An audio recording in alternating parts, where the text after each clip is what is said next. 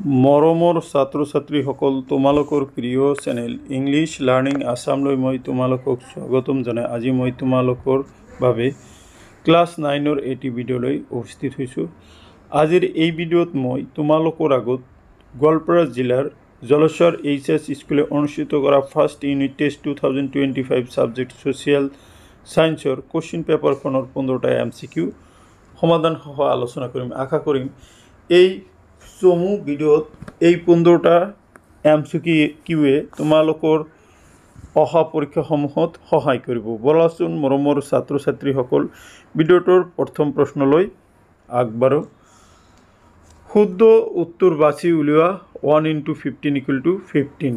1 number question, east India কোম্পানীৰ লগতে নিয়ন্ত্ৰণ পৰিষদৰ অৱসান ঘটাইছিল ক 1861 চনৰ আইনে, খ 1858 চনৰ আইনে, গ 1885 চনৰ আইনে, ঘ 1935 চনৰ আইনে। শুদ্ধ উত্তৰ হ'ব খ 1858 চনৰ আইনে।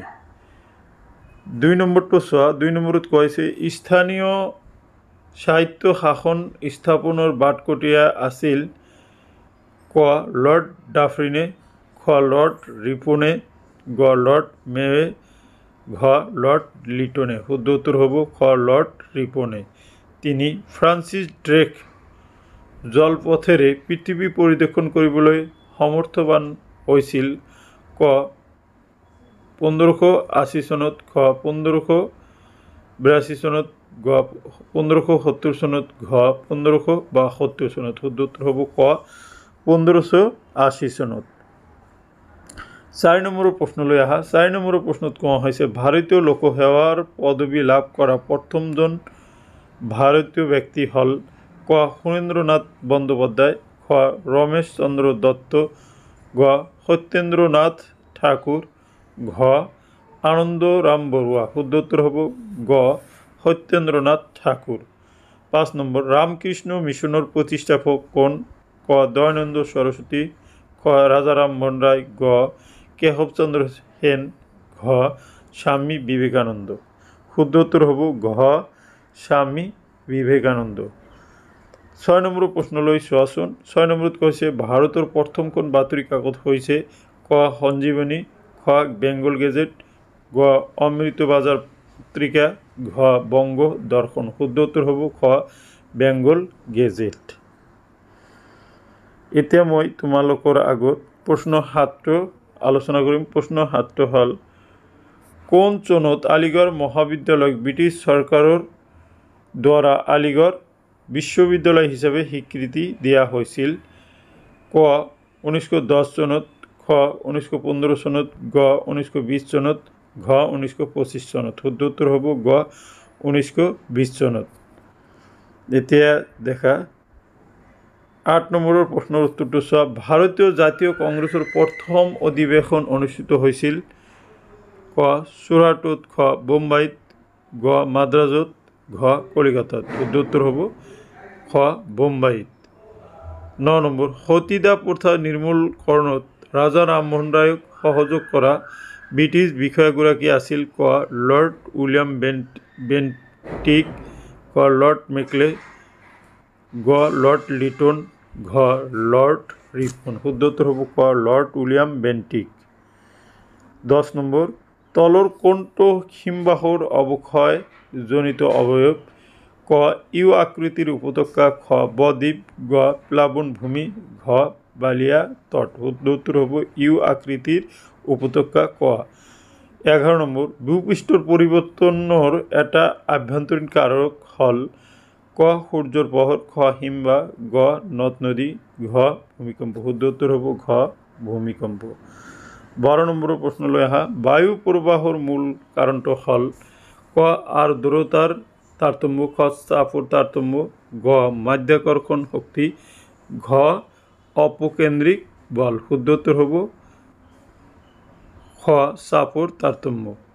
13 নম্বৰ অজন গেছৰ স্তৰটো অৱস্থিত আছে ক ট্ৰপোস্ফিয়াৰ, খ ষ্ট্ৰেটোস্ফিয়াৰ, গ মেছোস্ফিয়াৰ, ঘ থাৰ্মোস্ফিয়াৰ। শুদ্ধ উত্তৰটো হ'ব খ ষ্ট্ৰেটোস্ফিয়াৰ। এতিয়া মই তোমালোকৰ আগত 14 আৰু 15 নম্বৰৰ প্ৰশ্নৰ সমাধানখিনি আগবঢ়াম। 14 নম্বৰত কোৱা হৈছে ভাৰতবৰ্ষৰ প্ৰথম ৰাজনৈতিক দলটো হৈছে ক ভাৰতীয় জনতা পাৰ্টি, খ আম আদমি পাৰ্টি, গ অসম গণ পৰিষদ, ঘ ভাৰতীয় জাতীয় কংগ্ৰেছ। শুদ্ধ উত্তৰ হ'ব ঘ ভাৰতীয় জাতীয় কংগ্ৰেছ। 15 একদলীয় শাসন ব্যৱস্থা থকা এখন দেশৰ নাম হৈছে ক ভাৰত, খ চীন, গ আমেৰিকা, ঘ ফ্ৰান্স। চ কাৰেক্ট এনচাৰ খ চীন। চ মৰমৰ ছাত্ৰ ছাত্ৰীসকল, এইখিনি আছিলে আজিৰ এই ভিডিঅ'ৰ 15টা MCQ আৰু তাৰ সমাধান। এতিয়া মই তোমালোকৰ আগত বাকী প্ৰশ্নসমূহ এবাৰ মাতি দিছোঁ, তোমালোকে এনচাৰখিনি ঘৰত নিজে উলিয়াই সমাধান কৰিবলৈ ট্ৰাই কৰিবা। 16 নম্বৰ ইষ্ট ইণ্ডিয়া কোম্পানীৰ ভাৰতত থিতাপি লোৱা দুটা উদ্দেশ্য লিখা। 17 ভাৰতীয় পৰিষদ আইন কেতিয়া আৰু কি উদ্দেশ্যত প্ৰণয়ন কৰা হৈছিল। 18 লৰ্ড কেনিঙৰ দুটা প্ৰধান সংস্কাৰ উল্লেখ কৰা। 19 ভাৰতত পোনপ্ৰথম চাপাকল কেতিয়া ক'ত স্থাপন হৈছিল। 20 নম্বৰলৈ আহা লৰ্ড উইলিয়াম বেণ্টিংকৰ দুটা উল্লেখযোগ্য সমাজ সংস্কাৰৰ বিষয়ে লিখা। 21 কলিকতা প্ৰেচিডেন্সি কলেজৰ প্ৰথম কি নামেৰে আৰু ক'ত প্ৰতিষ্ঠা হৈছিল। 22 চিপাহী বিদ্ৰোহৰ সৃষ্টি হোৱা 4টা কাৰণ উল্লেখ কৰা। বাতৰি কাকতৰ জন্মই কেনেকৈ ভাৰতীয়সকলৰ মাজত জাতীয়তাবাদ চিন্তাৰ উদ্ৰেক ঘটাইছিল বৰ্ণনা কৰা। 24 প্লাৱন ভূমিৰ সৃষ্টি কেনেকৈ হয়। 25 অৱনমন বুলিলে কি বুজায়। 26 অশ্বক্ষুৰা হ্ৰদ কি চিত্ৰ সাহিত্যৰ সৃষ্টি কেনেকৈ হয় বুজোৱা।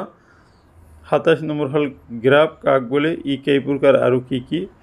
28 নম্বৰ ৰাজনৈতিক দলৰ 3টা বৈশিষ্ট্য উল্লেখ কৰা। চ' মাই ডিয়াৰ ষ্টুডেণ্টছ, এইখিনি আছিলে গোৱালপাৰা জিলাৰ জলেশ্বৰ উচ্চতৰ মাধ্যমিক বিদ্যালয়ে অনুষ্ঠিত কৰা first unit test social science class 9ৰ প্ৰশ্নৰ MCQ 15টাৰ সমাধান আৰু বাকী প্ৰশ্ন। আশা কৰিছোঁ এই ভিডিঅ'টোৱে তোমালোকক অহা পৰীক্ষাত সহায় কৰিব। Thank you so' much.